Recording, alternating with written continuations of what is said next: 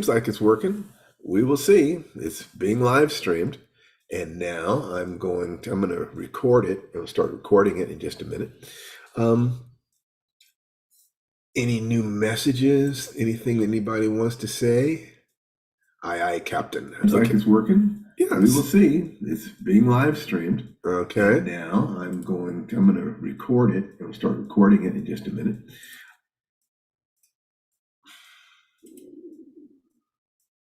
Ooh.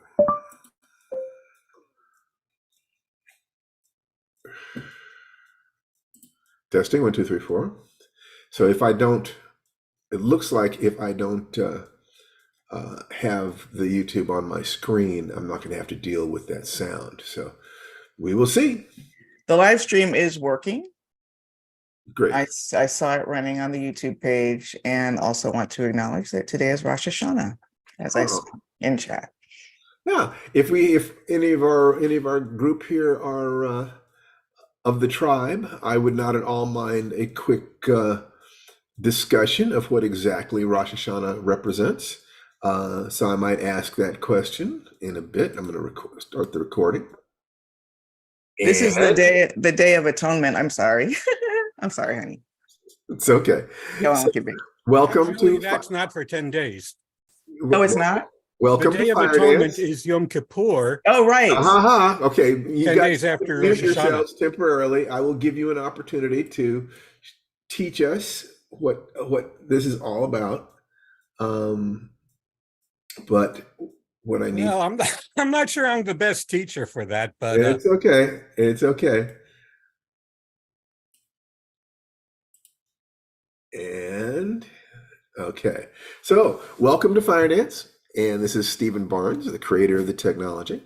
And my lovely wife, Tanana Reeve Dew. We're back in Los Angeles from Indianapolis. Tanana Reeve, hi, say hi. Hello. Oh, where am I? There I am. Hello, everybody. Good to see everyone. Good to be here for the actual broadcast instead of traveling. I wanted to literally kiss everything in the house, including Steve, when I got home. I love being at home. So this is great. It's really wonderful. And so the first thing we always like to do is to unmute yourselves and say hi to everybody and give each other virtual high fives and just kind of get the energy up, because energy, Hi, everybody. hey, everybody. makes Hi, a huge everyone. difference in how you can perform. So hi. It's great. And it's just wonderful to see everybody. And as always, if there's anything that we can do for you, please speak up. The most important basic aspects of what we're doing here is to breathe at least 5 times a day. Stop and take a breathing break. The next most important thing is the creation of a morning ritual. And where you are moving and simultaneously visualizing and chanting affirmations and remembering how much gratitude you have. It's the physical expression of the magic formula. And it's arguable that the third thing might be the concept of 1%, of slow and steady progress every week. And I believe that you can improve 1% simply with 1 hour of conscious thought about how am I managing my life? How do I do this thing called navigating existence? So, no, it doesn't. Okay, good. If that's true, then everything else that we're doing is sort of tied in there. You're going to find that I'm thinking more about the most specific aspects of this, because I'm transferring this knowledge base to my son.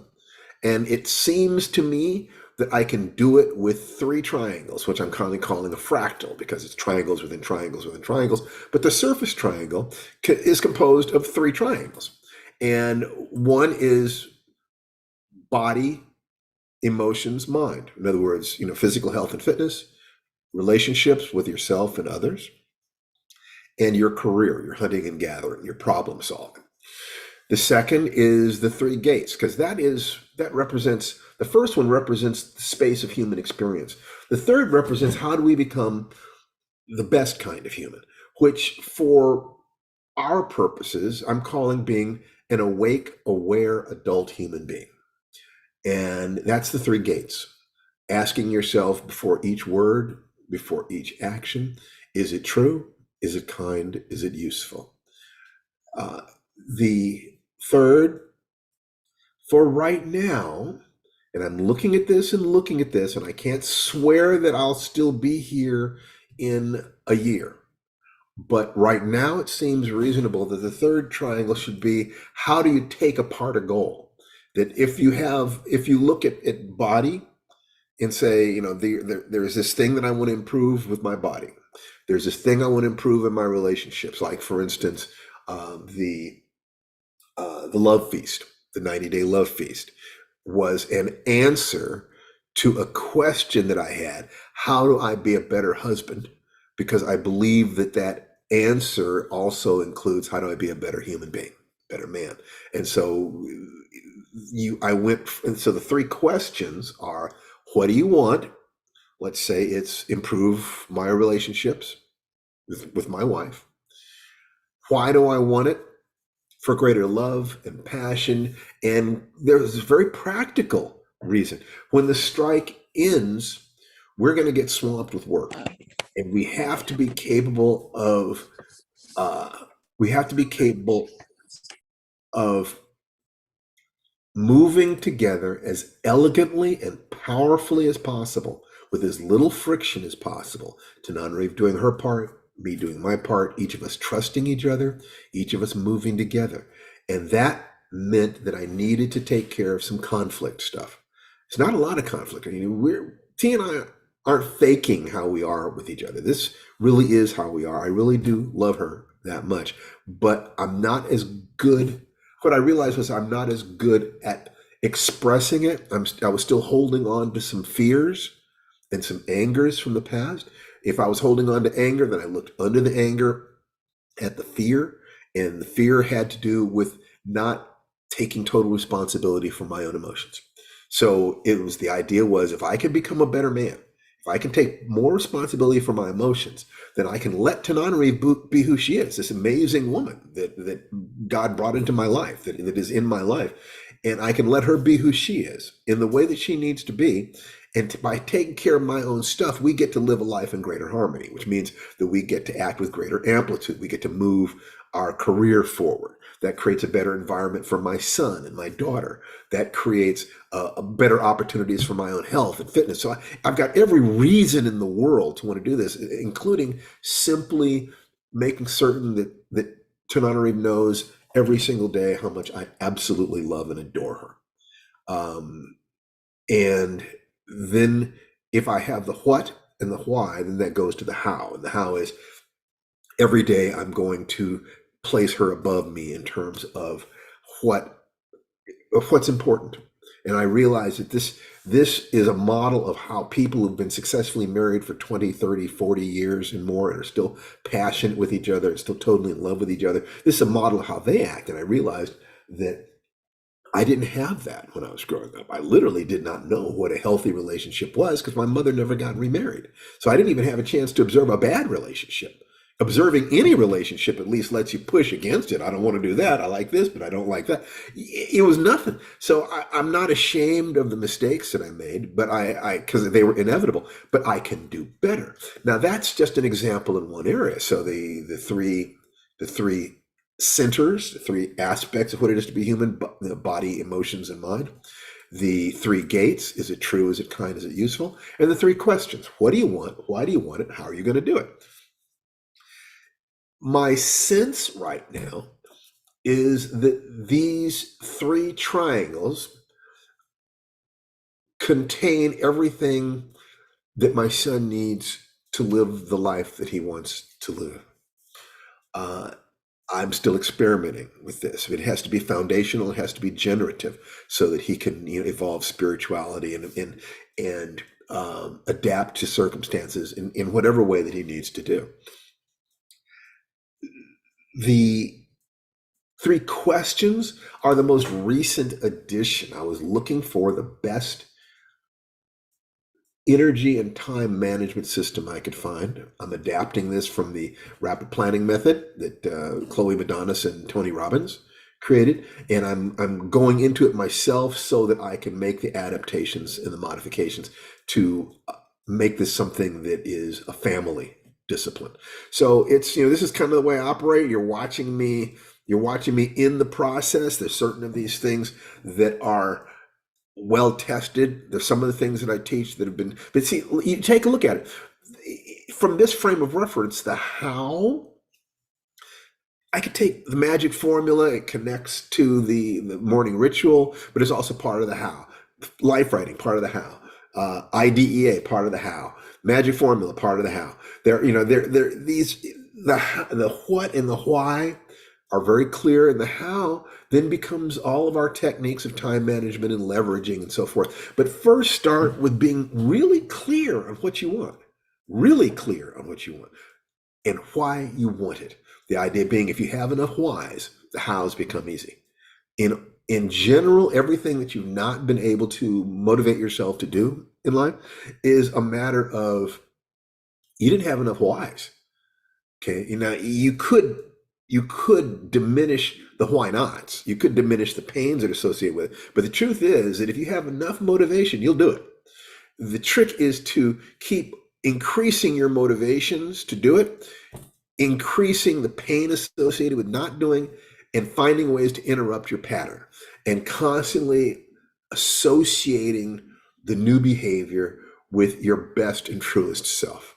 So however that goes, and we keep investigating these things from multiple directions. And one of the things, but if it's improved by 1% per week, that's not bad. Because if you have a goal of increasing by 1% per week, physically and in terms of relationships and in terms of your career, that's not a bad blanket thing. It's not so much that it's intimidating, but it is, if you can improve by 1%, if you can aim at improving by 1%, if you can grasp that improving by 1% is enough, then you're on the path. And to the degree that success is the progressive realization of a worthy goal, then just 1% per week will keep you on that path, and you'll be happy because you're making progress. It doesn't matter if you're not all the way there, as long as you understand that you don't have to be all the way there. What you have to do is constantly be feeling that you are more and more in touch with your deep self, your real self, the person that you actually are at the deepest level. So one of the things that we'd like to do right now, before I get into the afternoon symposium, is find out how, that's right, people raise their hands, and let's talk about what you've been doing the last week. And we can workshop it, we can talk about it. It could be that the questions will take up this entire time. That's okay too. We're still in the groove. We're in this place. So Tom Barkley first. And thank you very much, Tom, for stepping up. Well, I'll talk about the week, but actually I had a question about what you were just talking about this development of the fractals and you're working on your. Yeah, I'm looking for something for Jason, that the lowest level of it is only 3 things, but the highest is 9 things, 3 times 3. And the human mind can handle 7 plus or minus 2 pieces of information at a time, generally. So it's not beyond the window of what my son can juggle in his mind, but I want to keep it as simple as possible. So go ahead and ask whatever questions you want. Well, I was wondering if you feel the level of trust between you and Tananarive. Tananarive, please jump in as you feel inclined. Do you feel the level of trust increasing in the course of doing this? I mean, the love, that is such a great question. And I'm so glad you asked that, because if Steve hadn't called your name out, I was about to jump ahead of you in line, just because I wanted to talk a little bit more about the love feast. And that trust factor is very, very important, because obviously Steve is a teacher and a guru. And of course it benefits me to listen and to learn. But also when you're in a relationship with someone, you can't always be in the listening and learning space. You have to know where you begin and they end. You have your own things to teach. And because Steve is very passionate about his feelings, there were times that I would misunderstand just sort of a passionate mood for being displeased with me for some reason, or sometimes there were times he was displeased with me, and it felt like big displeasure as opposed to little displeasure in my mind. I love you so much, honey. Oh, well, so there's this defensiveness. We've been married for 25 years. And I love you too, my darling. I know. But there's this defensiveness. And what is defensiveness? It's a wall, right? Defensiveness is deflect, deny, deflect. It's I'm not letting this input in because I think it's so biased that it's not based in a shared reality or whatever it is you're defending. And with the advent of the love feast, and it's been incredible. I mean, starting with when we listened to the core course material. Yes, Tony Robbins is not my favorite, but I do think he did a good job with this particular course, making our list of priorities as people who are in this partnership, learning about each other that way, and then really going out of our way to just, for me, to see through his eyes and to let go of the defensiveness, which back to your question, Tom, is all about trust. So the more you trust that input is coming from that more enlightened self and not the injured child self, right?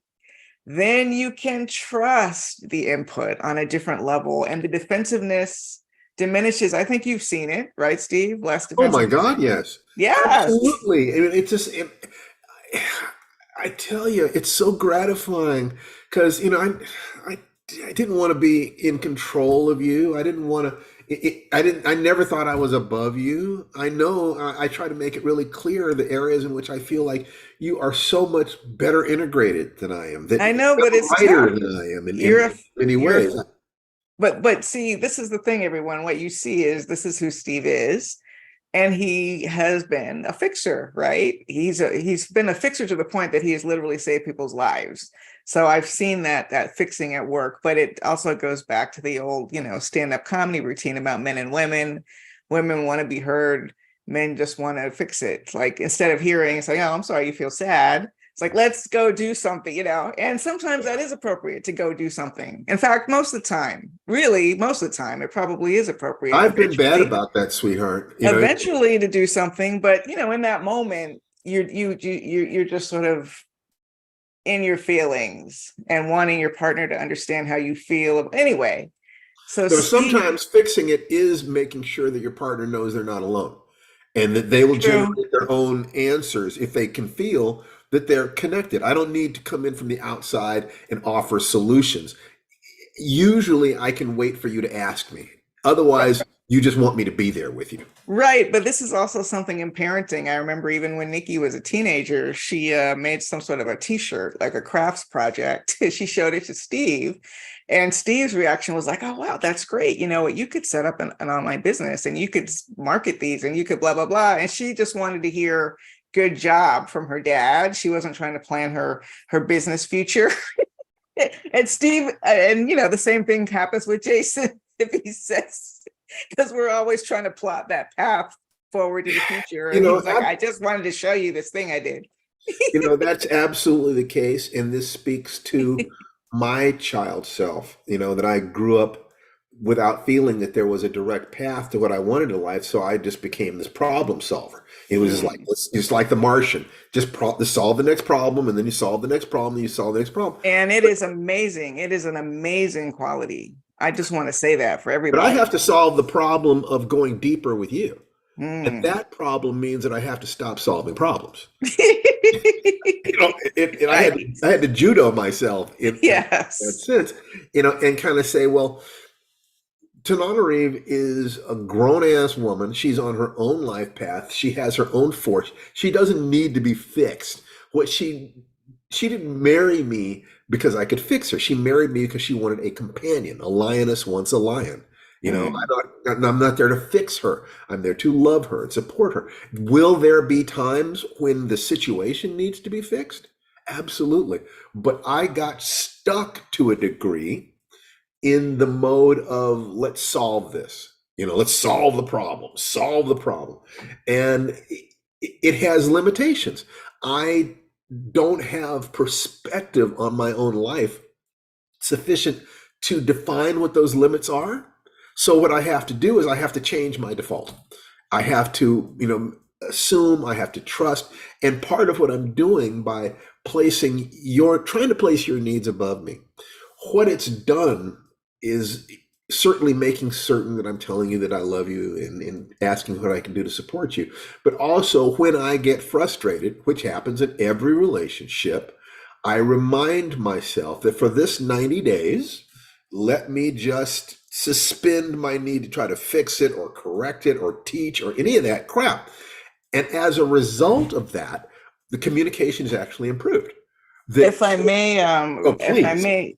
I need to look at the record here. I do believe that in the past couple of days, we have agreed to extend our love feast through the fall.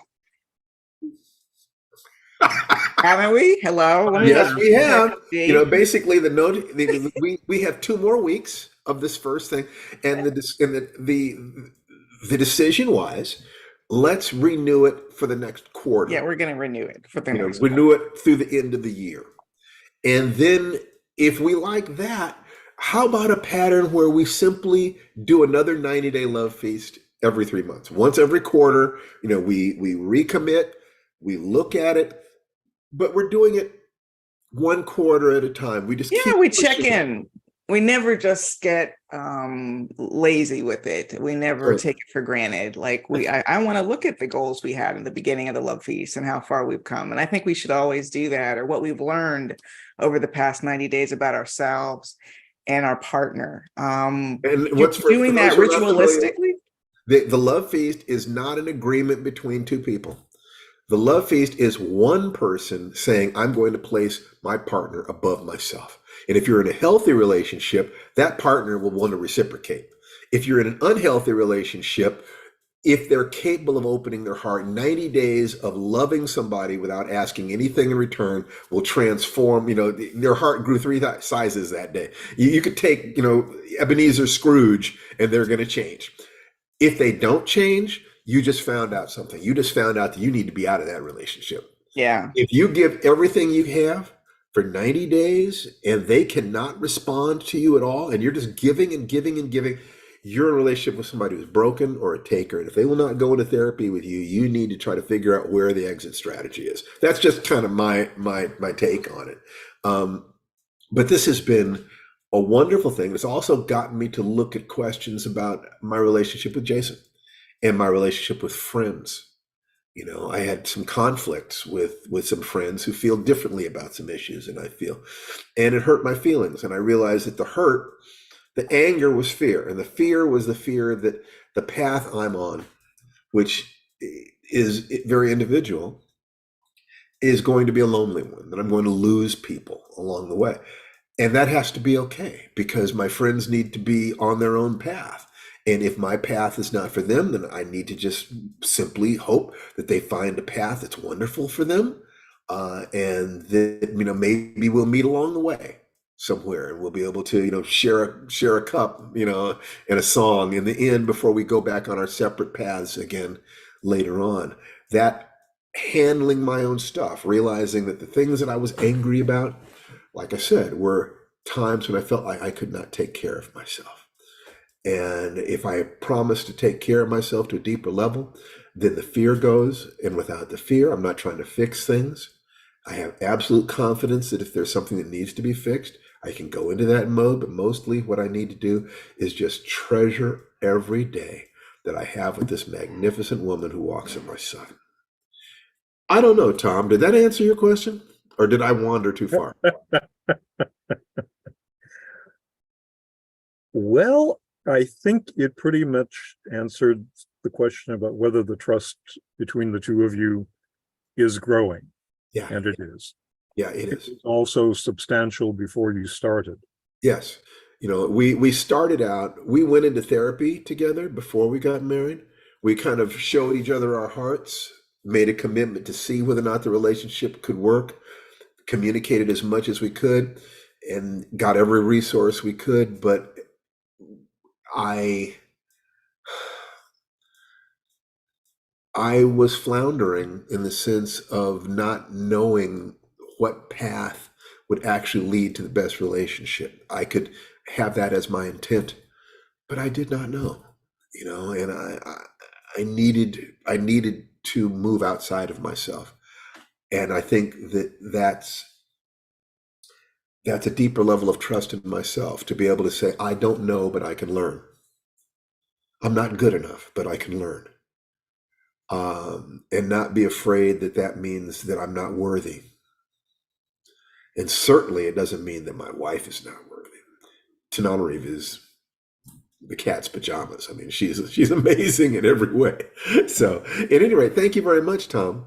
Next question. Otherwise, you can either volunteer or be voluntold to to let us know what's going on in your lives, and hopefully how you've increased by just 1%, or any questions you have about that.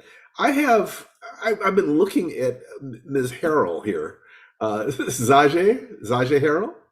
Would you please Yes, introduce yourself? Have you been here before, sweetheart? I have. Not for a little while, but Huh? I have been in and out, and I was in Tananarive's Shaping Change community Oh, as well. fantastic. But just let me change my background, because the background on I could do something kind of interesting here. That background you see right there, that was Octavia's house. Oh, that's wow. Yeah, it was on West Boulevard near Washington in Los Angeles. That's where she lived during most of the time that I knew her. And we used to get together, for dinner and hang out and stuff like that. She lived on the left side. She lived on the left side of that. And then she moved up to Seattle after she won the MacArthur Genius Grant. And she went on eventually to become Saint Octavia. But for a long time, she was just my big sister. We were just friends, and she was absolutely wonderful. And I'm not going to say that I wish I'd had more time with her or anything else. We got the time together that we were supposed to have. And she was just as terrific as you would want her to be. So is there anything we can do for you? Me? Yeah, you. I've been missing being able to check in with this community. So I'm just here working on, different projects. I work for myself, writing, researching. So yeah, I'm just here to get the vibe and the energy from this group. What do you do for your stress? What do you do to manage your stress? Because being able to manage your stress is what will turn stress into energy and accomplishment. Mm-hmm. You have to be sure that the stress doesn't become strain. So what practices do you have to take care of yourself? So I do yoga. Excellent. And also early morning, like before getting up, I do at least take 5 minutes in meditation. I have 3 children though, so fantastic. If you have 3 children, it becomes even more important to center yourself. It's like put on your own. It's like they say on the airplanes. In case of depressurization, put on your own mask first. So you have 3 children, which that's your why. So let's say your what is to be a successful adult, human being in full control of your sensuality and your intelligence and your creativity, strong and powerful, but also vulnerable. Okay. So let's say that was your goal. Part of your why is to provide a role model to the children that you love. Mm-hmm. So they can see that you can be both strong and vulnerable, so that they can see that it's possible to accomplish and still be joyful. Okay. To take care of yourself and still contribute. Whatever it is that your values represent, you are providing them with a role model, which means you must take care of yourself. You must be happy, and you must succeed. You must do these things, because if they see you being happy and successful, they'll want to be like you. They see, happy, healthy, successful. The ducklings walk behind mama because they assume that mama knows where the bread is and where the water is and how to stay safe. So to the degree that you're walking like that, they cannot help but want to be like you. So anything we can do to support you in that, you're welcome. The times that you're not here, walk with power, but anytime you come back, welcome home. So thank you. You're very welcome. And I just want to say, my daughter did say to me yesterday, she said something like, "Mommy, I copied you." And so as you're saying that, it's reminding me of she was writing something of the way that I do. And she said, I just copy you. Yes. So thank you for reminding me of that. You betcha. And that's actually going to lead into the symposium today, talking about how to increase luck. So, it's connected. But who else has something that you want to say, comments, questions, requests about anything that we're doing here, anything that I've ever said, any observations you have or what's going on during your week? Please, this is the opportunity. Raise your hands, because otherwise, let me talk a little bit. But I just want to be sure that you're being taken care of. I don't see any hands.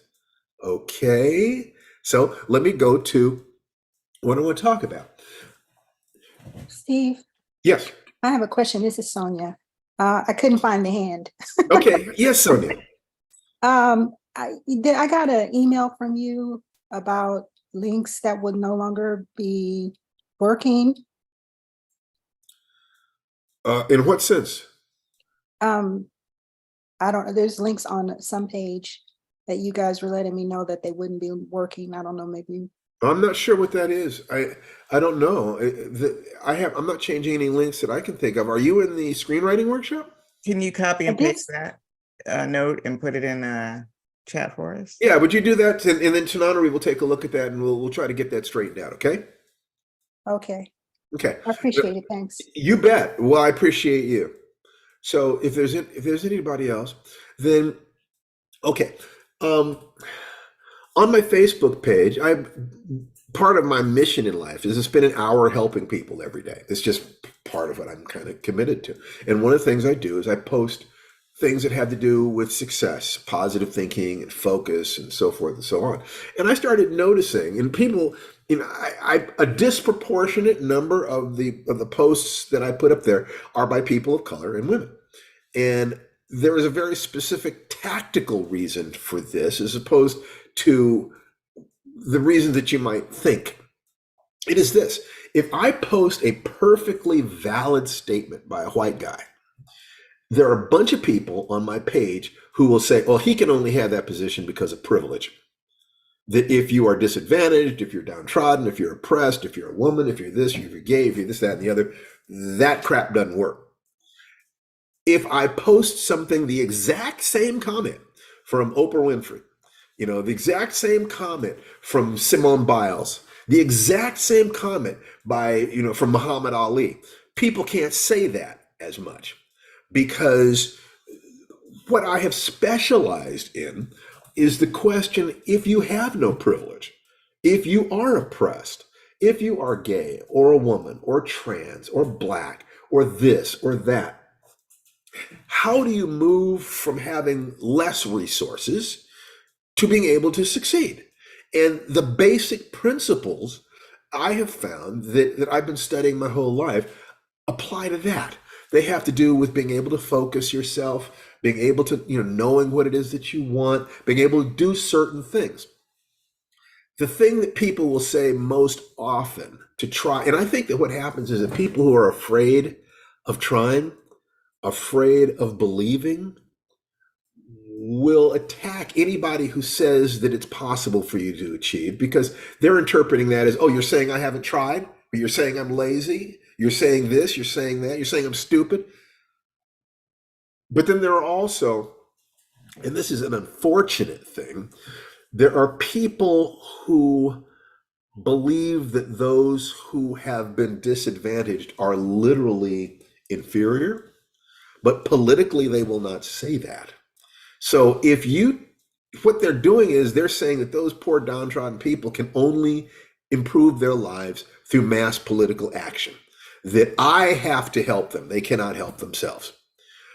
Whereas I believe that the people who are helping to create mass action in our society are heroes, and they are necessary. I also believe that the people who are capable of helping to guide mass action are the people who have already solved the problem for themselves. In other words, if born in poverty, they fight their way through medical school, they're a doctor, they're a successful doctor. They could take that win and simply enjoy their lives. Instead of that, they want to turn around and show others how to do it, and they want to leverage their position to get society to change, to make it easier for everybody, even those born disadvantaged, to have universal basic income or universal health care or universal education or social justice or whatever. That it's the people who solve the problem who can best help others get out of that situation. So One of the things that gets talked about a lot is luck. Well, you have to be lucky to succeed. You have to have been born to wealthy parents, or you have to be, rich or smart or white or male or this or that. And every time somebody says something like that, if they say it is harder if you're not in that demographic, I agree. If they say it is impossible if you're not in that demographic, they are literally denying the thousands of people who managed to make it anyway. So what I've always done is I've tried to study the people who were born with less than I had, but accomplished more than I have. If they had greater disadvantages, what are those principles? So everything I'm teaching you, none of the things I'm teaching you are come from, saying, well, you have to be privileged to do this. This is all about how to do it even if you don't have privilege. That question of luck, though, that's real. And maybe 5% of people are born into a situation where, basically silver spoon, all you have to do is do what your parents say and you're going to have a great life. And maybe 5% of people, or maybe more, but let's say 5% just for the sake of argument, are born in a situation where almost no matter what they do, they're going to be crushed by life unless they meet a mentor, somebody who can help them out of their situation. They get really lucky. So at either end, there's 5% really bad luck, 5% really good luck, and most of us are someplace in the middle. We can make it if we have certain understandings. But you'll notice something. Most of the people born into real poverty and real oppression who managed to make it, they met somebody at some point. They met a mentor, a boss, a teacher, a partner, somebody who was on the other side of the issue that helped them. That it is undeniable. I can take a look at that. There are two men that I give massive credit to in my life: Larry Niven, my writing mentor, and Steve Muhammad, my karate master. But I'm going to tell you something honestly. If it hadn't been those people, it would have been somebody else. I was going to go out and I was going to find the people to help me. So I asked and asked and asked and asked. I don't even want to go through the list of all the writers I asked to help me. They said no until one of them said yes. And that's the one that I've given all my loyalty to, and I love him to pieces, and I will always love him, and I'm so grateful. And every time I see him smile, it lights my heart up because I feel like I am paying back this man who transformed my life. And every time I can do anything for Steve Muhammad, it's like, I will fly across the world to do anything I can to help him because he gave me what I needed when my father did not and society did not. But that comes into the question, is luck something that comes from outside us and you either have it or you don't? There would be people who say that. But it looks to me as if luck goes up and down. It kind of cycles. I've never met anybody who could read my words, in other words, who could read and write and has access to the internet, who did not have times of greater and lesser luck. Good things are happening, bad things happen. So what I think you have to learn how to do, and we go into my attitude about this at this point, is to learn how to be so balanced that you can ride out the downturn. It's going to come. The downturn is coming. You're going to get sick. You're going to be broke. You're going to have your heart broken. These things are going to happen. You have to have a safety net so that during the down periods, you can ride it out. They're not absolutely devastating. And then when things turn up, you add additional goodness to what it is that you're doing. Additional crunchy goodness. You learn to, when you're feeling, if you have people who are depressed, will have days when they're more depressed and days when they're less depressed. So on the days when you're less depressed, that's when you get the additional stuff done. That's when you add new resources. And the days when you're more depressed, that might be the day that you call your friends, or you, whatever defaults you've built in so that you can survive those times and ride it out.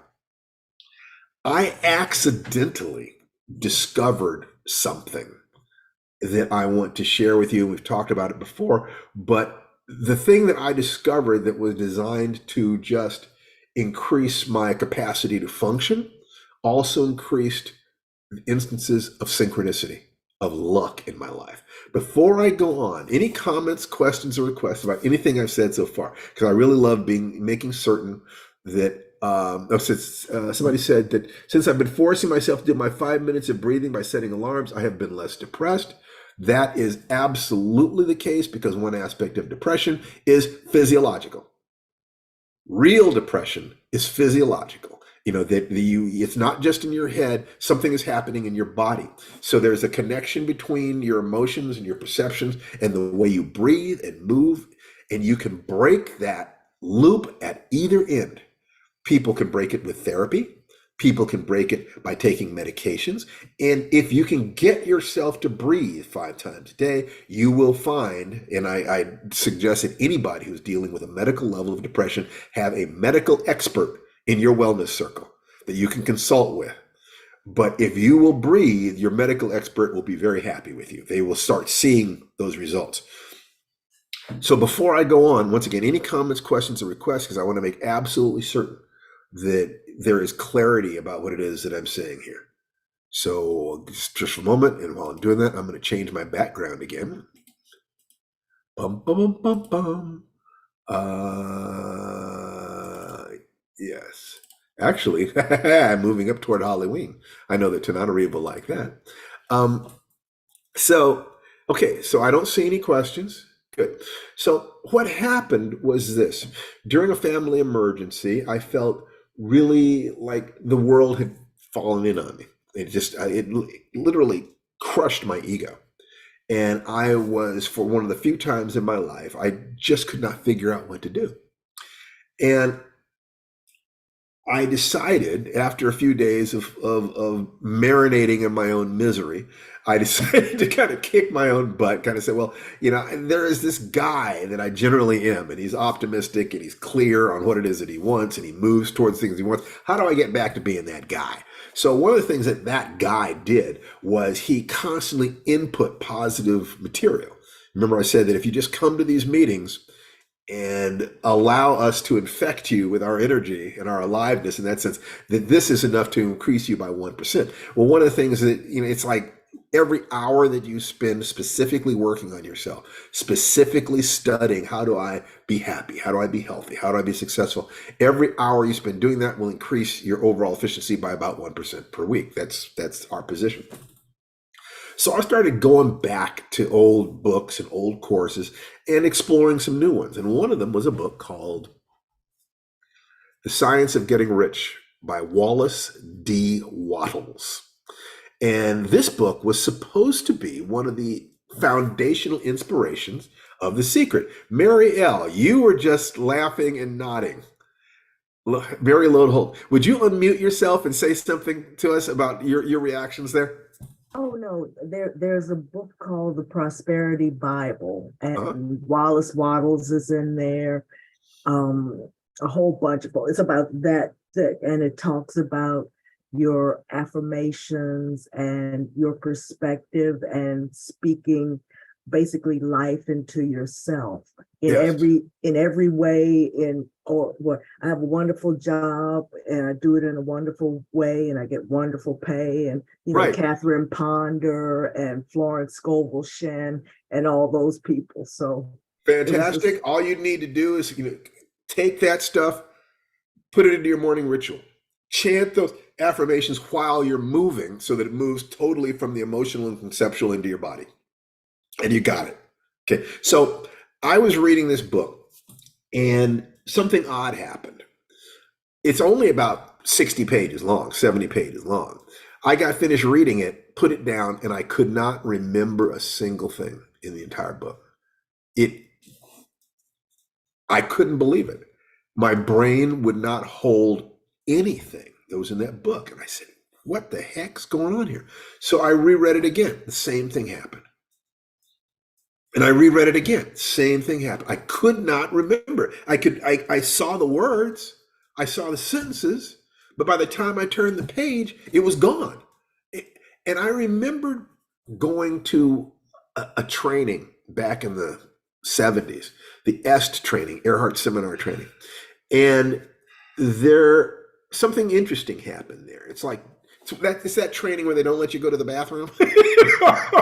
And it's like 1 o'clock in the morning and the trainer, everybody's exhausted, and the trainer brings up the subject of sex. And I saw something happen out of the corner of my eye. There was a ripple in the room. And I saw that a whole segment of the room kind of fell asleep and another segment of the room woke up. That was interesting. About 15, 20 minutes later, he changed the subject to money or something like that. And I noticed another ripple go through the room. Another whole group of people fell asleep and a whole another group of people woke up. And I said, I know that they don't let you out of the room to go to the bathroom because they believe that if the subject is uncomfortable to you, you will go to the bathroom to get out of the room so you don't have to listen to it. You don't have to interact with it. And I thought to myself, what if the same thing is true about attention in general? That if you're not ready to hear something, you'll go unconscious. Now, this became literal at 1, 2 o'clock in the morning where I could actually see it. The people are tired anyway. So I kind of said, well, what if the subject of sex was uncomfortable for the people who went to sleep? What if the subject of money was uncomfortable for that group of people who went to sleep? And then I looked at this book and I said, what if there's a part of me that isn't ready to hear something that's in this book? And so it is deleting the information, that it is stopping me from absorbing the information. What if that were true? So I did something interesting. I would read one page, and then I would write down the essence of what was on that page. I would write it out, and just like I'd write a sentence about what that page said. And then I turned to the next page, and I did the same thing. I'd read the page, write a sentence synopsizing it. And I ended up with about 4 pages of closely written notes. And I boiled down those 4 pages until it was only 2 pages. And I boiled that down until it was 1 page. And I boiled it down, I boiled it down, I boiled it down. And suddenly I had just 5 basic things. And the 5 things that were in that book were contained within the acronym MAGIC, MAGIC. You need a map or model of what it is you're trying to accomplish. The A is you need to have action, daily action. You need to see what that action is, and you need to keep track of it. The G is gratitude. You need to feel and have daily gratitude for your life. And people who say, I don't have anything to feel grateful for, simply aren't looking deeply enough. If you can see, and if you lost your vision, you'd be unhappy about that, then you should be grateful for the fact that you have eyes today. What anything you would be sad if you lost, you should be grateful that you have. The I is intention, clear intention, goals. The SMART formula for goals: specific, measurable, action-oriented, realistic, and time-bound. Goals. You need to have clear intention. And the C is courage, conviction. You have to believe that your actions can and should be taken, that you can and should do these things, that the path that you're on is a path that will take you away from pain toward pleasure. If you don't believe that the actions you're taking will decrease the amount of pain in your life, if you don't believe that your actions will increase the pleasure in your life, you will not be able to sustain those actions.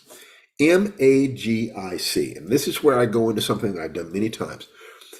If you give yourself a score from, let's say, 0 to 9 in each of those categories, how clear your map or model is, the consistency of your actions, how much gratitude you feel, the clarity of your intentions, and the degree of courage and conviction that this path will actually work for you. You gave yourself a score from 0 to 9, each of those. The formula is map or model times action times gratitude times intention times courage or conviction equals results.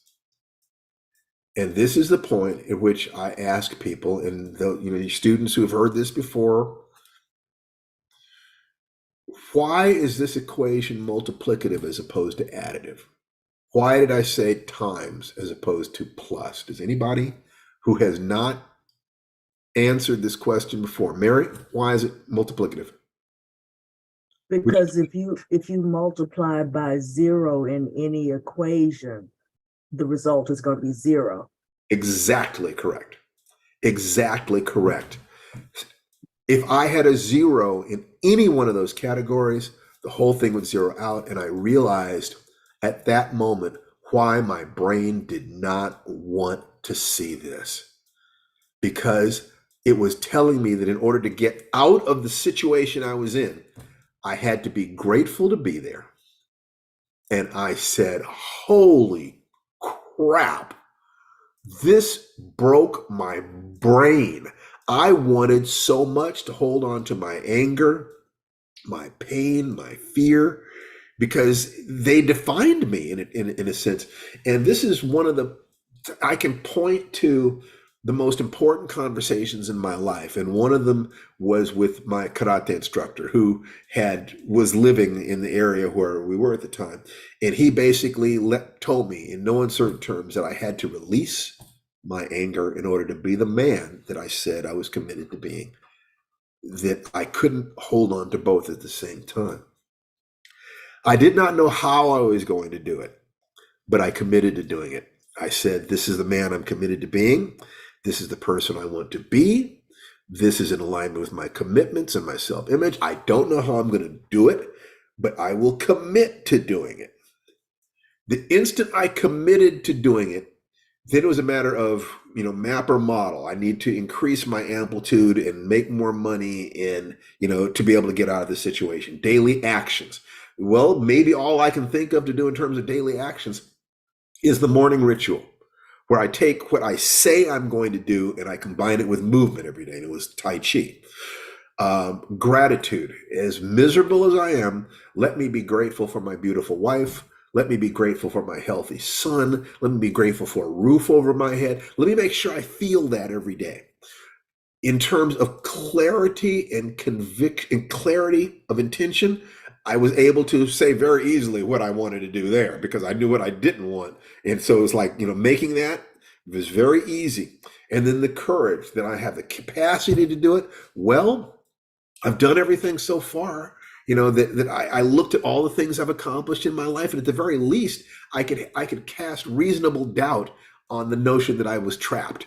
I could cast reasonable doubt. And as soon as I didn't have a 0 in any of those categories, things started changing. Now, let me be more specific about that. Today is the 10th anniversary of our little mini movie, Danger Word. And I believe that you can see that movie at www.dangerwordfilm.com. And we've raised a bunch of money on social media to make this. And we hired, a real director and real actors.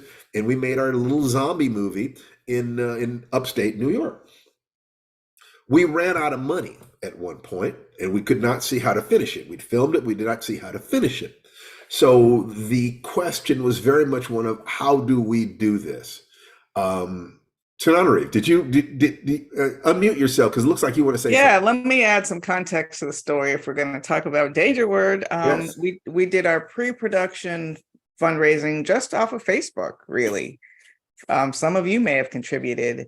And I forget, I think it was $15,000 we raised on Facebook to get a cinematographer, the sound director, the director, enough to pay scale for actors like Frankie Faison, who's been in every Hannibal Lecter movie and was in Luke Cage, and Saoirse Scott, who was a professional actress who'd been on One Life to Live for 4 years, so she could cry and cue. We had a great cast. We're all set up, but we had done a separate post-production campaign. Now, this is the film is in the can, but now you got to pay for the editor and the sound mixing and the color correcting and all that other stuff I don't know anything about. And we did an Indiegogo and it wasn't going well. It was flagging badly.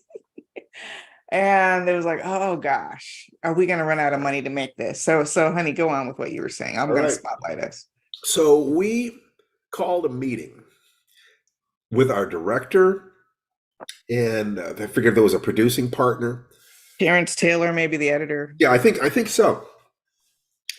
And before this meeting, I said, how can we take the resources we have. Let me apply this formula, the magic formula, to what we're going to do.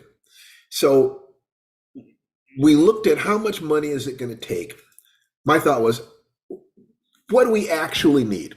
How much money do we actually need to finish this as opposed to what we might want to finish it? There is the difference between the ideal amount and the minimum amount, including deferred payments, including doing trade and so forth and so on. So I figured, let's figure out what's actually necessary. So we ran down over the magic formula. And it was, okay, so we can do this and we can do this. And the meeting started with everybody depressed because we run out of money.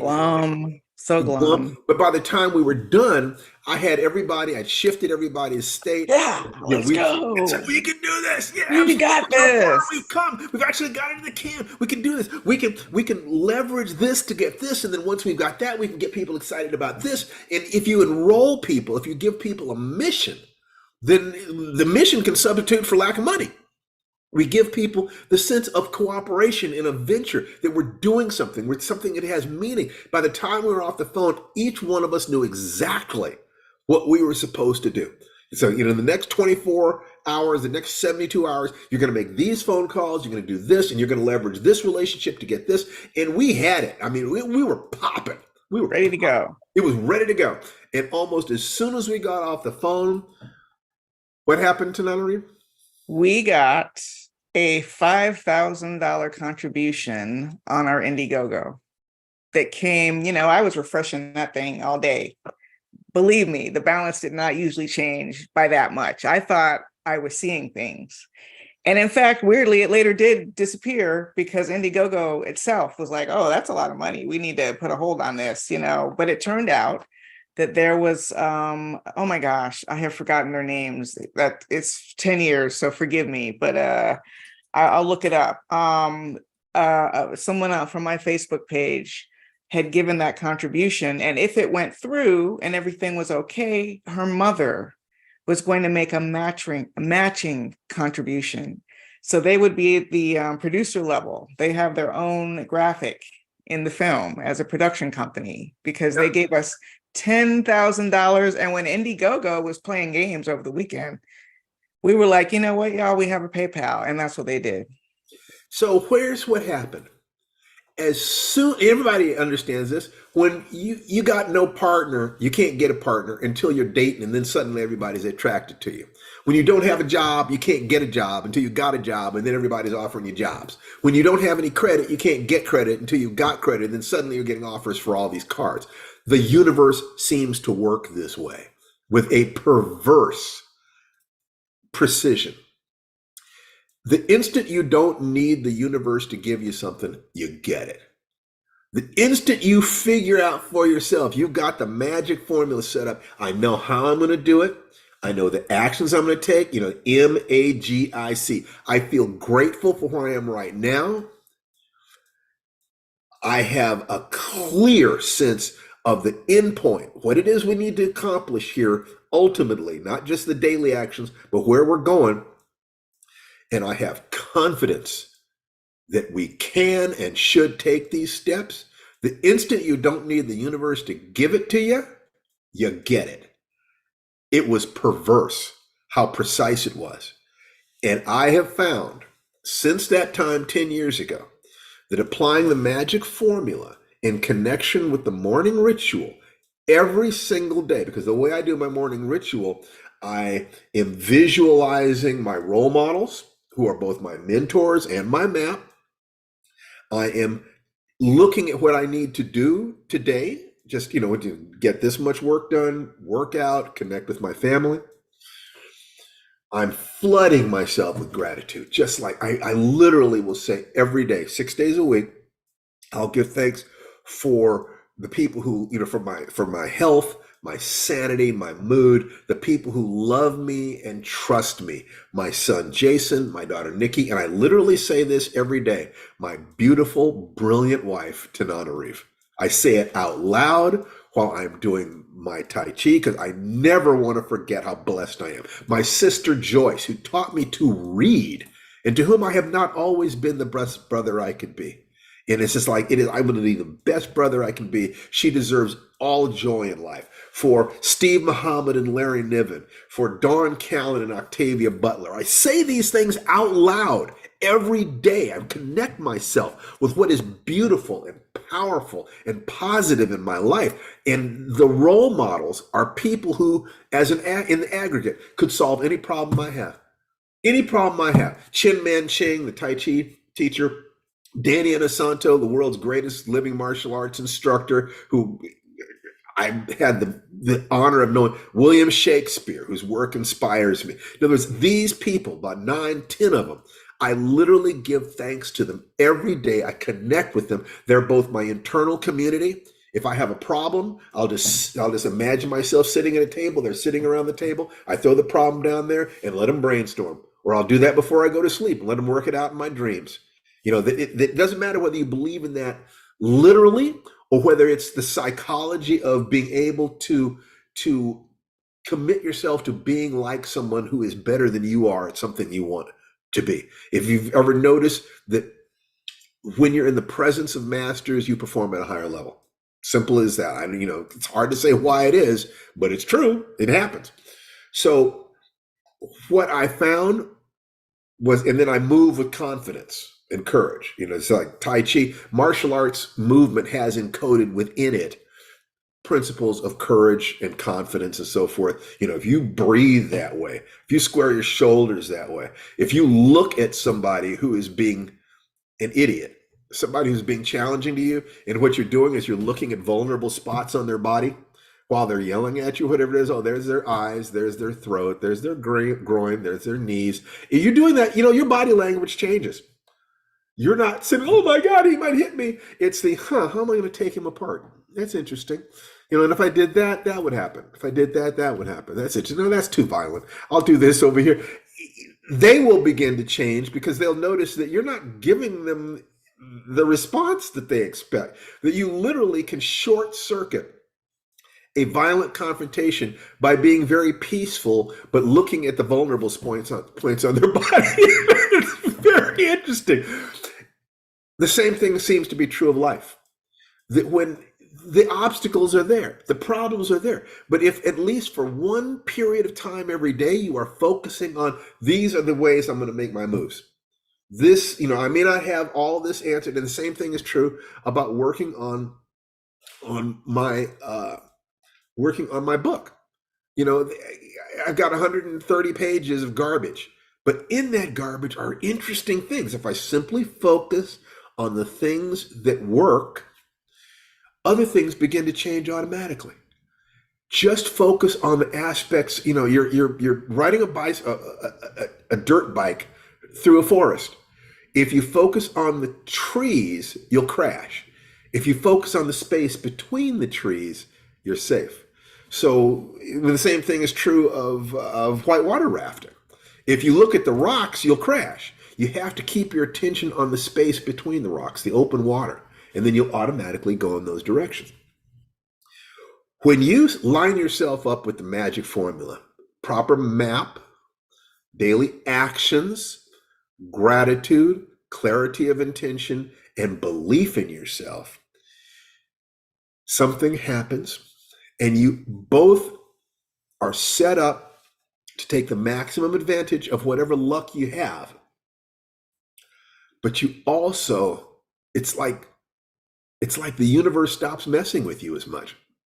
It's like the universe has a finite amount of attention to mess with people, and it kind of says, well, this person is too tough to mess with. I'm just going to let them get what they want. I'm going to go mess with somebody else. It's very odd and interesting. It is the closest thing to a luck generator that I have ever found, which is why I've done it every day for 10 years. And I think I can honestly say that although there are other things that I do, in general, the practices that you do most often are the things that are closest to your heart. This one, the magic formula, when I look at the fractal that we're trying to create, the body, mind, spirit, is it true? Is it kind? Is it useful? And what do you want? Why do you want it? How are you going to do it? What is useful and how are you going to do it? Magic formula fits in there beautifully. It organizes all of your energy, and it also seems to set you up to increase luck. And that is bizarre. It's the closest thing to magic in that sense, an incantation that I know of. And by putting it into the morning ritual, you're turning it into an incantation. From an affirmation to an incantation. Incantation being an affirmation that you move into your body. It is moving magic. So that's our premise today. And comments, questions, requests about anything that we've covered here, how you can apply anything, any walls you run into, any observations you have. I would love to hear from you. And so put your hands up or I'm going to call on people. So, Shakisha, Coley. Hi. Hello, how are you? Good. How are you? You know, I'm just doing so great. Can you put your camera on? I love to see faces if it's possible. I wish I could put my camera on. It's acting a little weird today. Well, that's okay. We'll just go with your voice. So, how are you today, and what's been happening since the last time we talked? And can you think of an arena of your life in which you have improved by 1%? And can you share with us what you did to make that happen? Multiple levels. I think the seeds that you plant with this program helps me to think on improving. So for me, it's a daily walk in every area. Yes. I also still listen to Ancient Child.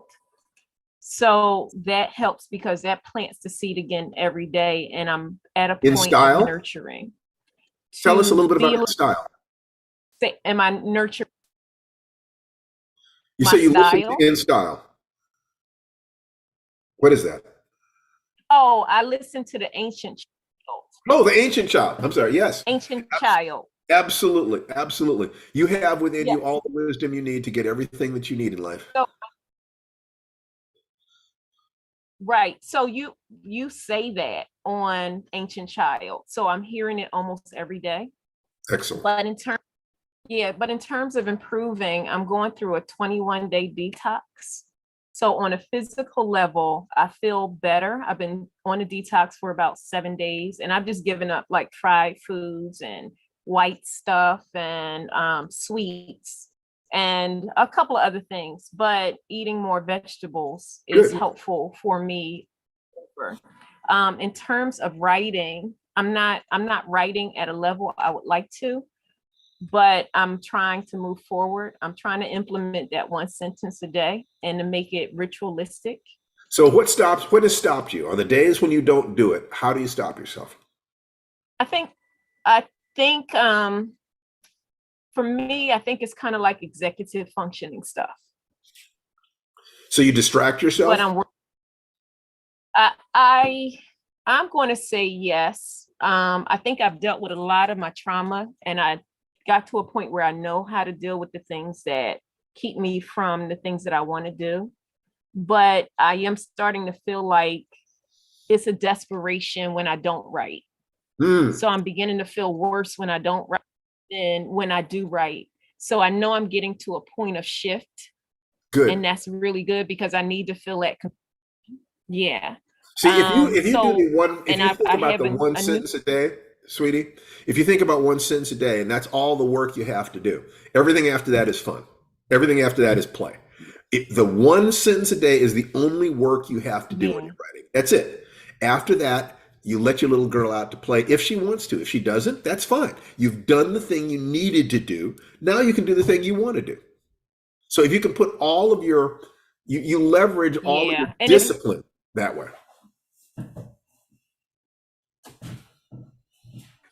Yeah, it's something that I have to prioritize as being the first thing. Yeah. Maybe you can't, if you have no problem with it, you could say you don't get to eat until you've written a sentence. Right. But I have to wake up and do it, so that it's done. That's right.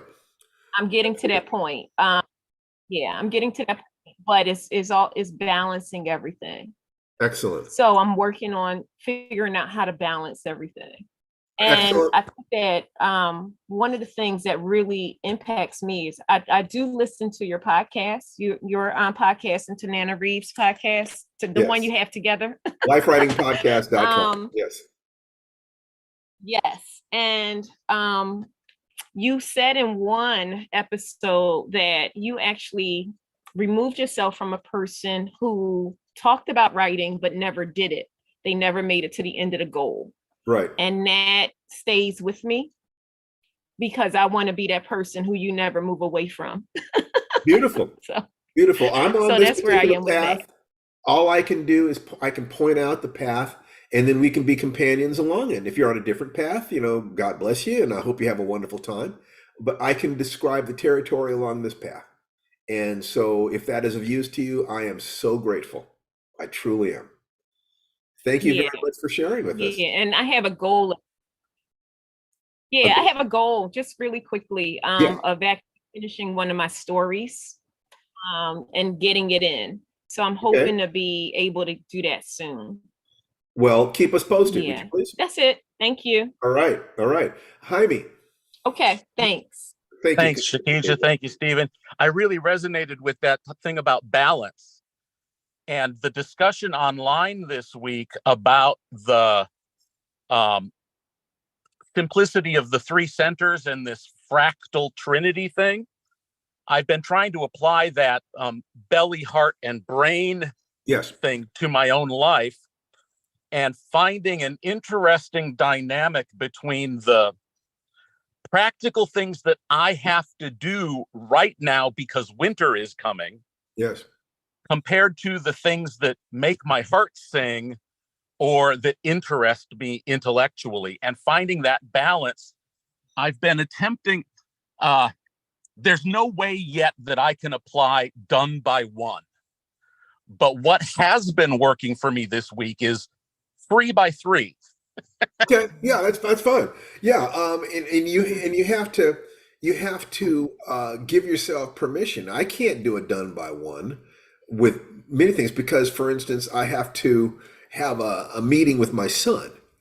So, but what I can do is through by 2, where by 2:00 he has to negotiate to meet by 4. So it's like, okay, I've taken care of my basics. I could do kind of out the door by 4.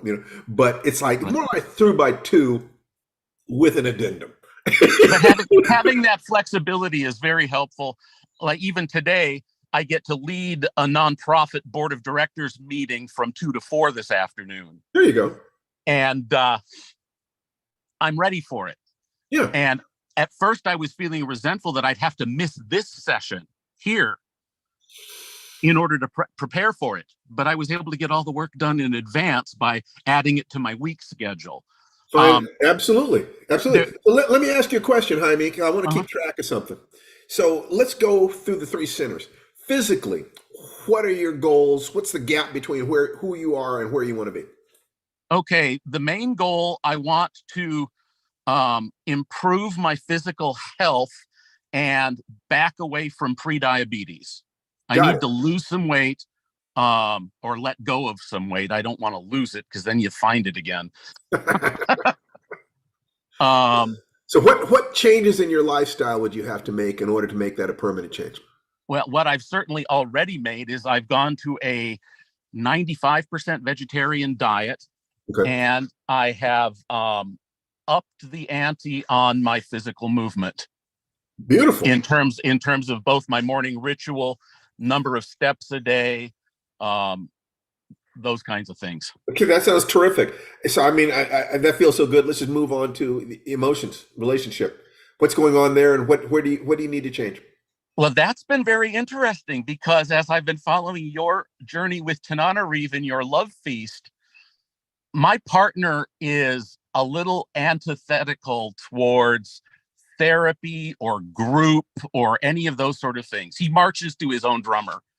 But I've been taking what I've been learning here and applying it in my life and my attitude towards him. And he's coming along for that journey. And what I'm noticing is he's changing very, very slowly. But I'm also changing. I am more able to accept things that I was struggling with before. Okay, now remember, this is not about changing him. The Right. love feast is not about changing him. It's about changing yourself, which then takes the pressure off him. And it's very Right. hard not to love someone who loves you without asking anything in return. So he's likely to move in your direction. And that's what's happening. And so I'm changing, and then I'm observing him change as a consequence. Yeah, please keep track of this, because you'd be the first gay couple that has been following this, and I'm very curious about whether or not there are any differences in the dynamics. So far, it looks like people are people.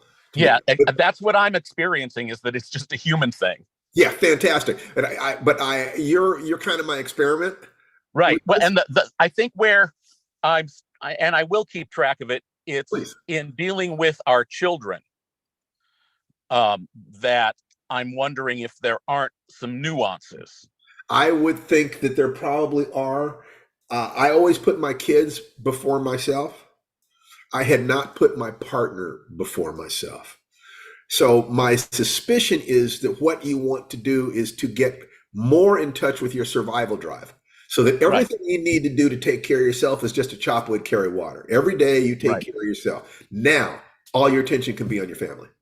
Right. If every day, that the first hour of the day, for instance, just as pulling that out of the air, you're exercising, you're meditating, you're doing your planning for what has to be done with your career, so and you've got your done by one or through by two set up. Now, given that, you can put all your attention on the people that you love, all of it, and what they will see is that you are giving to them without taking from yourself. That somehow you're not a bucket, you're a hose, you're a well, you're tapped into something deeper. Well, and go ahead. One change that I'm really noticing is, a year ago in September, I was dreading going into winter.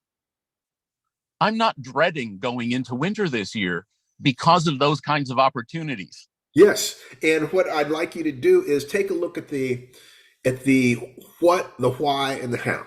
The what is to get ready for winter, okay? And the why is so that you and your family are safe and comfortable all winter. It's connected to life, it's connected to love, it's connected to all these things. Then the hows become little project blocks. What are the things you have to do? So you write out everything you need to, every morning you dump everything that you need to do that day. At the beginning of every week, you dump everything you need to do that week. At the beginning of every month, you dump everything you need to do that month. So by when do you have to have your winterization done? What are the exact things you need? What are the resources you need? You go through the newspaper thing. Who, what, why, when, how, and where. What do you need to do? When are you going to do it? And you break it down into pieces so that it's, if you don't have the answer, so today you're going to call somebody to brainstorm to get your answer. So start applying the what, the why, and the how to it, and let me know how that's working. And if you need some help breaking those things down, let me know, because I'm very interested in how these three things interact with each other. I don't know yet, but I suspect we're onto something. Yeah, I think we're onto something too, and I'm loving it. Fantastic. I could not be happier. Please give my love to your family. Thank you. You bet. So who else? Let's see. Megan. Can't help but want to see Megan. If she's there, where are you, sweetheart? Where's my Maggie? There is Maggie. Okay, there we go. Yeah. I'm How you here. doing, I sweetheart? just couldn't get around my. I'm okay. I'm okay. Yeah. So how have you been since we talked? No, I'm pretty good. I'm pretty good. There's. What happened? I handed Mark a platter, a heavy platter, while we were packing his mom's house, and it went eek. And then after a couple months, when it didn't get better, I went to the doctor, and she says, you must wear this all the time for 4 weeks. That's not really I'm sorry. So possible. And then slowly go off it. But you know what? It's like, no, it's good. It's good. Okay. This is okay. So you had some, easier last time than we I talked, thought. you had some projects. Yes. And So tell me about your projects. Well, I've been so the project that I was talking, the specific one that I was talking about, that I had that I had made the piece and said, oh, it's going to be part of this. I was working on the composition of it, and I realized that I didn't know enough about composition, even though that I've taught it, and I needed to refresh my memory on how to work on composing. And so I have been doing that, and I feel like I've made some progress. I don't have anything that I would show you, but Okay. I feel like I made some progress on that, and I understand. I'm reminded, and I understand a little better. And Well, I also, I'd sure love to see something. Maybe in a couple of weeks, you could show us something. yes, I'd like that. I like that a lot. I also feel like I've done a good amount of improvement in my the area of, I don't know, my heart, my family, my Talk to us about it. community. My dear friend has she lost her job of 10 years. And I've been helping her out in her side hustle. And I don't know, we've just sort of grown this friendship over several years. And I found that I was able to, something I think you were talking about earlier, that I was able to actually listen. Last night she came over, she lost her job Tuesday, and I wanted to tell her the ideas that I had for, like, how, ideas of how she might approach a new job and what she might be thinking about. But it was pretty clear that she wanted to be letting go of this thing that had happened, that, this, she liked her job and she got fired, and she it's for her, it's just a reflection of her entire life as a neurodivergent person, and she just needed to be heard. And I was able to figure that out in time. I'm going to ask you a question, Meg. I think I already know what the answer is going to be. What's that? But over the years, would you say that I definitely had a problem just hearing people and listening to them and not trying to fix it? Yes. Yeah. Yes. Yeah. But we love you no matter. Well, thank what. you. I appreciate that. But that's something that, if I ever did that to a degree that triggered any pain or discomfort, I apologize. It was annoyance is really more how. Yeah, I got it. I got it. And I get it. And I apologize, sweetheart. But my friends and family deserved better. I was doing the best I could. No. Yes. Better. And we knew that, and we love you. Thank you, sweetheart. Thank you, sweetheart. So that's how I'm feeling pretty good about things. And Mark and I are doing well, and he's doing better. So I'm glad. Thank you for sharing. Anybody else who would like to share something? We've got 9 minutes. 9 minutes before I camp out in front of the television and start watching cartoons or whatever it is I'm going to do today, because today's Saturday. I'm off. I'm not going to do any more work today. Although that tells you something. I'll be going over the Star Wars. That ain't work. That's fun. I'm just going to have the writer is the little kid inside me. The adult that edits gets to discover little gems that my little boy put in there, including dirty jokes. There are dirty Jedi jokes in that book at this point. They will all come out. Well, most of them will. Before the book comes out. But, so at any rate, any other comments or questions? Let's see. Jacqueline?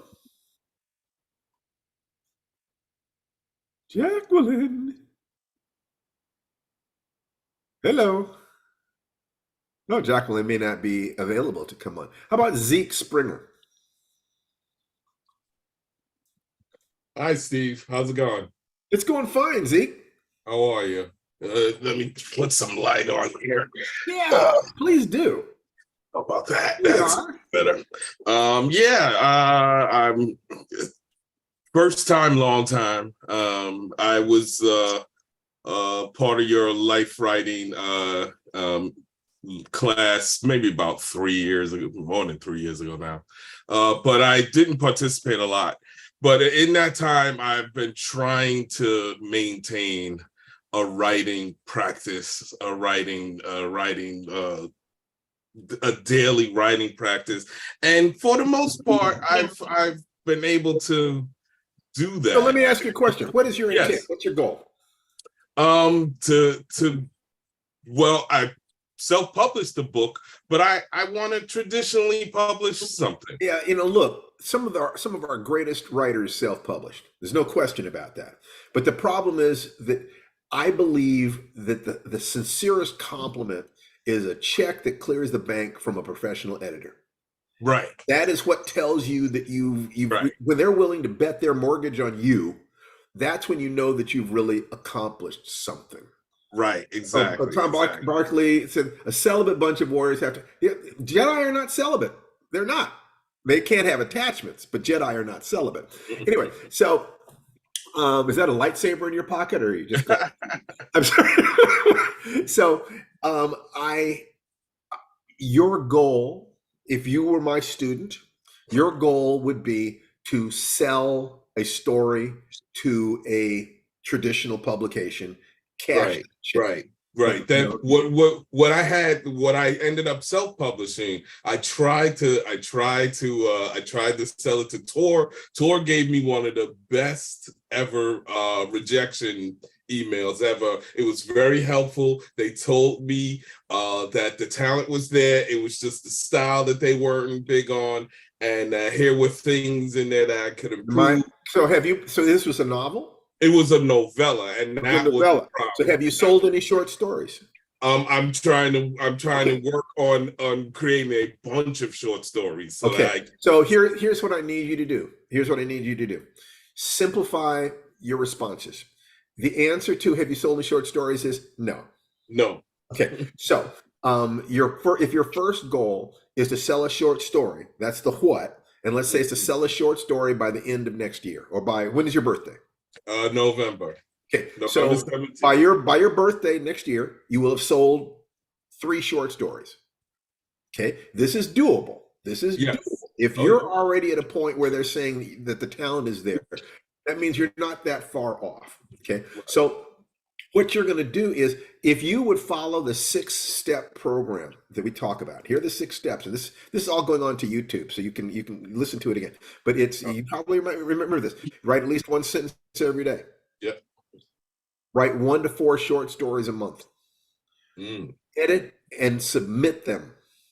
Do not rewrite except to editorial request. Read 10 times as much as you write.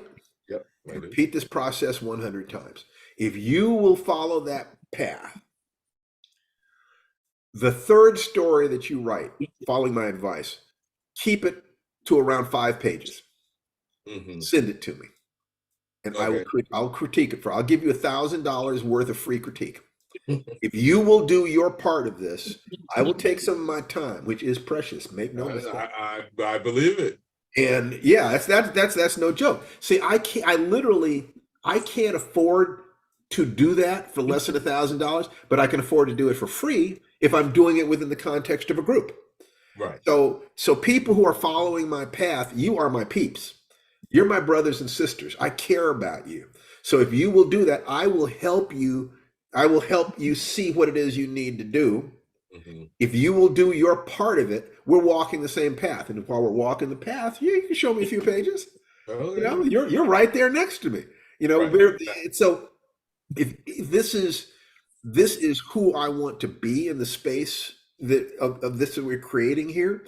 And you should come to this time for a commercial here for a second, the screenwriting seminar, the hollywoodloophole.com, because of the donations of people who could afford to, we can actually provide very generous scholarships. You go to www.hollywoodloophole.com. It's next weekend. It'll be right after I get finished doing this broadcast. If you want to come, just tell us what you can afford. It's not about the money. We want good students. We want people who really want to learn. So anybody who wants to come to that, hollywoodloophole.com, and watch Tananarive and I do our dance in an area in which we are world class, please come. We'll take any amount of money. Unfortunately, we can't do it for free because you have to have some skin in the game. But whatever you can afford, we'll take, literally. So, HollywoodLoophole.com, come to that Okay, next week. I'm gonna type it in my inbox. Yeah, I try to do 3 instead of 1 sentence a day. I try to do 350 words a day. Well, that's fine. But from my point of view, if you're going to follow my path, after you've done 1 sentence, the rest of it is play.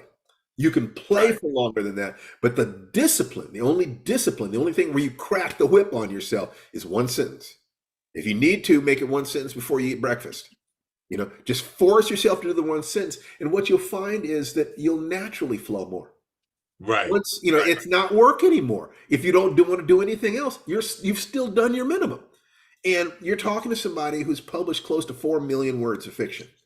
And I did that by only forcing myself to write 1 sentence a day. If you will force yourself to write 1 sentence a day, you can write a book every year because of the psychology of it.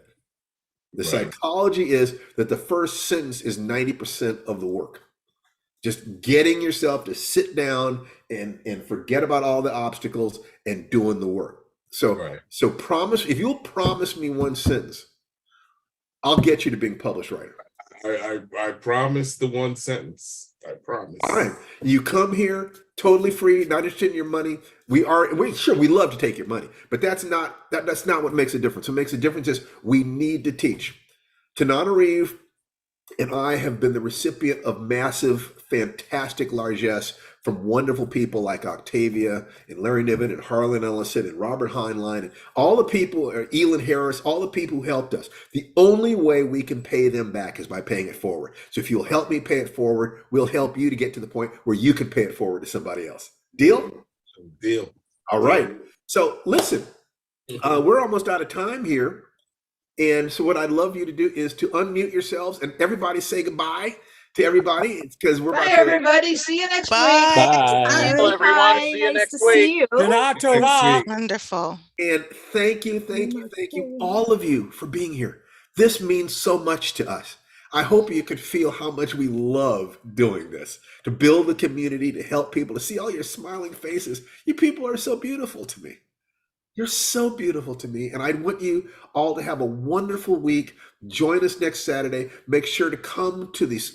If you want to write at all, come to the screenwriting seminar, HollywoodLoophole.com. Pass that on to anybody you know who wants to be a writer. As many as possible. We have room for everybody. We'll take, because we made our nut. The people have donated money. We don't need the full $197. We just don't. If you got the full 197, fantastic. That allows us to let more people in. But we will take anything. Take care. Be good to each other. Be good to yourselves. And the divinity within me salutes and acknowledges the divinity within each and every one of you. Namaste.